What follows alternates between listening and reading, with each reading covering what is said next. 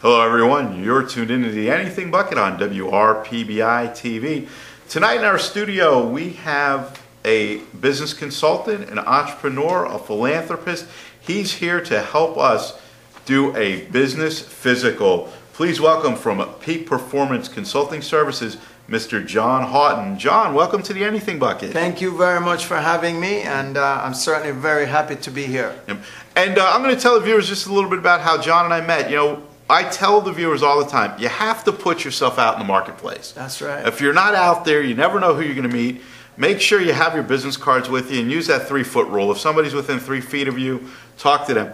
I overheard John talking at a Starbucks, and he was talking about business, and I walked over and I told him about who I was and what I did, and I handed him my business card and said, I have a TV show.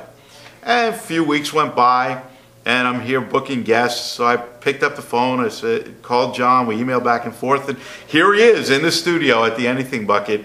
And that's a principle he's going to talk about as well. But before we get to all the nuggets that John has to share, he's going to tell you a little bit about himself and his background. Okay, I'm Jamaican, as you probably would hear in the course of this conversation. I'm new to South Florida, but what I always tell people is that the balance sheet and the income statement of every business, regardless of where in the world you go, is basically the same. It's not any different. So before I came to live here, I was living in the Bahamas, and also spent some time in Trinidad, and of course most of my years in Jamaica, where I grew up and went to school. I have my master's in business administration, specializing in technology, management of technology and international marketing. But my main experience was really my experience in the workplace, at the corporate level, where I did a fair level of work, beginning with marketing, carrying out customer surveys, and most of all in leading teams to excel in breaking company records. I've had 3 great experiences in my career where at different companies I've been able to shatter previous records of the company in terms of sales, and that has been a really key element for me. So I usually say, yes, I'm a business coach, but I specialize in driving revenue to a company. And that's amazing, because I know that in reading your bio, I was very, very impressed how you turned a company that was totally in the red, millions of dollars in debt. Right. And after about 15 months, you were able to turn it around, and they were at a profit of 20% over what they were doing. That's correct. And it was amazing. And I started to think, what is John's secret? I know there's no magic pill that you can take. Right. I know there's no magic bullet. I know it takes hard work and dedication, but what would you attribute your successes to in working with not only the people you're coaching now, but the businesses that you were working with? Right. Well, the businesses I'm working with in part are also people I was coaching. It may have been a more long-term contract. What is the secret? The first secret is that people usually have much more potential than you attribute to them.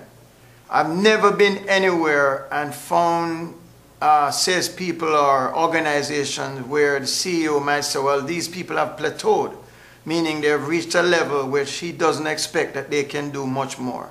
So a lot of what I do is about motivating, and this is motivating where we are instilling new values, different values from what people were used to in the past. But we are also using real information. So I have a very strong leaning towards analytics. I provide the salespeople or the company or the business owner with information about the marketplace that he or she is working in, to show that if you're touching 5%, why can't you touch 10% of that market? If you're touching a certain type of business and you're only speaking with 3 or 4 people in that particular line of business, why can't you go after 20 people in that business? So a lot of what I do is how to bring data that's available, which people are really not. Most business owners are so busy keeping themselves just on the borderline with their operational issues. It's difficult to look beyond the boundaries to see what's going on the horizon. So one of the roles that I play is to be the eyes and ears of the business owner, looking beyond the bow of the ship, looking beyond just the water line of the ship and looking further afield to identify opportunities that the company can exploit in order to make those changes and to achieve those successes. It's being that third party on the outside looking in with a lot of resources, information, and then changing the culture. It's like That's right. It's like in football. You hire a new general manager. Right. New general manager hires a new coach. Well, unless you can change the culture, if that team's been losing, and until the players buy in to the new system and the new culture, they're going to continue to lose. Right. And I see that with a lot of business owners, entrepreneurs, sole proprietors in particular, that they're so married to their business that they're there and they start to point the fingers at everybody else instead of saying, you know what, I need to go and invest in myself and hire somebody like yourself and say, I'm going to go to John Haughton. John's been there, done it, turned things around. Maybe he can help turn my business around. We're going to do a little scenario. I was a retail store manager. I was very successful with the Foot Locker stores and had a team that I got them to buy into my way of doing things because I followed the company policy. You know, my thought process, if it's not broke, don't fix it. Tweak it and make it better. Right. So they had a system in place, you know, greet every customer within 5 seconds, which every company should be doing. If you're a brick and mortar business, have somebody at that threshold welcoming you in. We're starting to see that more and more. Right. When you assess somebody's needs, know what they want, be able to deliver. In this case, it was bring 2 things to the bench. You came in for a pair of 8.5 shoes. Guess what I did? 8.5 shoes. I brought the socks out, I brought the insoles out, and if you were younger, I brought the shoe cleaner out because the kids, they want their shoes clean. Right. Point being is knowing what you have and then getting everybody to buy into it. So what type of strategy, let's say I'm a retail store manager and my sales are down and I'm having a rough time motivating and getting people to buy into my way of doing things. How would you come in and change the culture of that business? Well, I think in my experience, the biggest first hurdle that I would say 80 to 90% of business owners have to overcome is my ego. So it's very easy to say, how would I come in? I can only come in by being invited. I can only come in and do what we call a checkup. A checkup is just like your physical checkup. And I'm glad you brought this example because just this week, I have a very close friend. He's my closest friend in South Florida who passed away last week. I'm here yesterday. Saturday was the funeral for this guy. He's 10 years younger than me. And one of the issues, you know, without telling tales out of school is the fact that he was not sufficiently in tune with his medical condition. You might look great on the outside, but what the doctor does is go in and takes a blood test, a urine test, does the EKG. So by a series of tests, we identify where there may be issues with your health. We don't generally delay in addressing our personal health issues. Similarly, we have a nice car. We take it in for checkup. The light comes on when it needs certain things. There's a thing that says, go to your garage, go to your car dealer to get these things checked. And you know a certain mileage you must check in. When it comes to business, there is no such system. So the first key thing is have a checkup.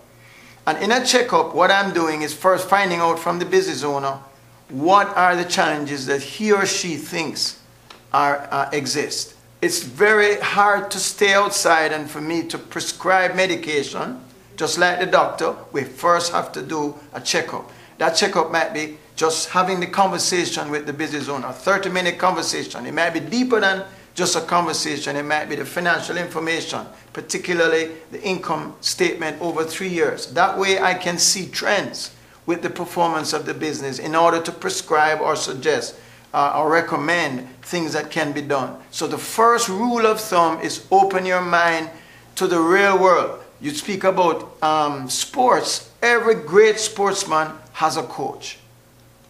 Not so with business. Many of us, we keep this is our personal. We might talk to our wives, we talk to our family members, but we don't bring in someone outside who is looking at your business with a third eye, meaning I'm not inside there prejudiced by the things that you have always been seeing, because that's one of the biggest challenges. So have a checkup, and that's what I do. First thing is a checkup. I don't lie to the business owner and suggest things that they don't need. It's a conversation, and we agree on some methodology of taking the company from A to B.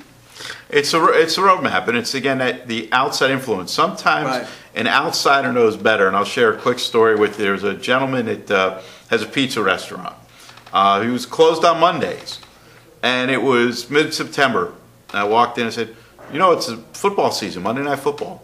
Why not open your business on Monday night? Excellent, right. No, I'm not going to open on Monday night. It's too expensive. I've been in business 30 years. I know what I'm doing. Well, guess what? 6 months later, he's out of business. Sometimes you need to take the advice of that outsider, solicited or unsolicited. Right. And with that said, if somebody wanted to utilize you to get some great business advice and take their business to the next level, how could they connect with you, John? Well, one, I'm on LinkedIn, John Haughton, Haughton. My cell phone number is 954-305-3647. And certainly on LinkedIn, if you send a message to me, it will come to my email, and those are two of the ways that you can reach me. My website is Peak Performance Consulting. If you put that in Google it, you will certainly get my business. Fantastic. And remember, if you're doing business, take it serious. And every great successful person has a coach behind them. So connect with John Haughton to take your business to the next level and delve into what may be ailing you so he can give you that business physical.